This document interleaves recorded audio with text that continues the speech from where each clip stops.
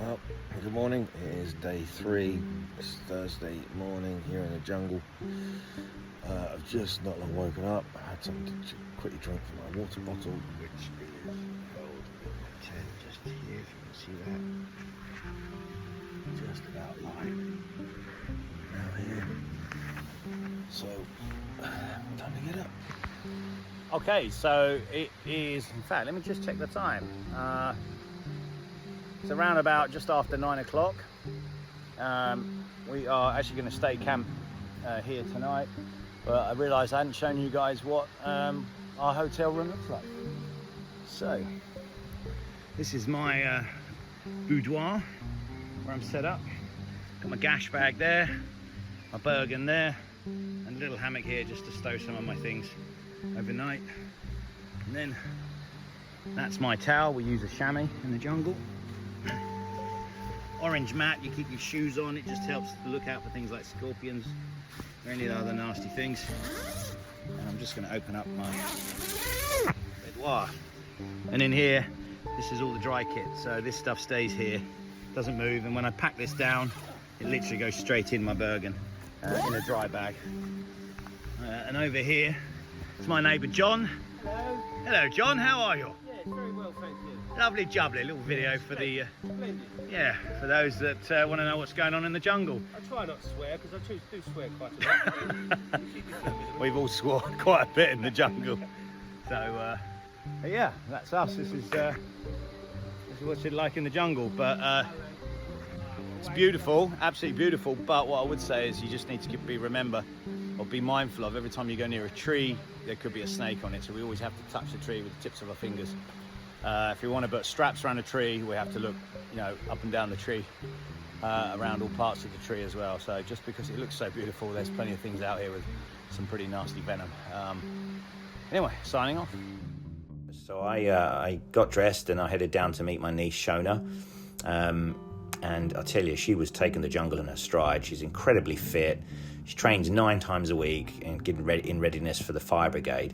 But she was always smiling. I actually called her G.I. Jane, just owing to her fitness and adaptability to the jungle with her personal admin and diligence. So once coffee was made and breakfast eaten, we all made our way to the river's small beach.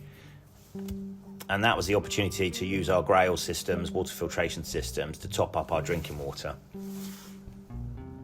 We headed upriver and then I think we led, as we were led to another part of the jungle, it was about 30 minutes from base camp 2. The DS found us a spot and decided it suited as a location to build an emergency shelter, which was our activity for the day. So day 3, we are we've been chopping down quite a lot of timber, building this makeshift emergency shelter. Important things to be off the ground. We don't want to be sharing a bed with scorpions and snakes. So you'd lay this down. We're just putting part of the A-frame lean-to together, and then using more bendier sort of branches to sort of weave it in to hold it tight. After which then we thatch, as you can see they're doing there with the leaves. So we split those leaves in half, which are like you're sitting here. There's a way that you can split that, starting at the corner here, working its way down, and then you have all the leaves pointing in the same direction. Makes our roof, and then you'd use sand, probably try and use sand or dirt to obviously lay over the top of all the logs. You need to put some leaves on that to begin with, and then lay something that's soft to lay on, and then a fire pit, just a light smouldering fire pit would go on down here, and that would then allow smoke to come up and out through the top and keep the mozzies out.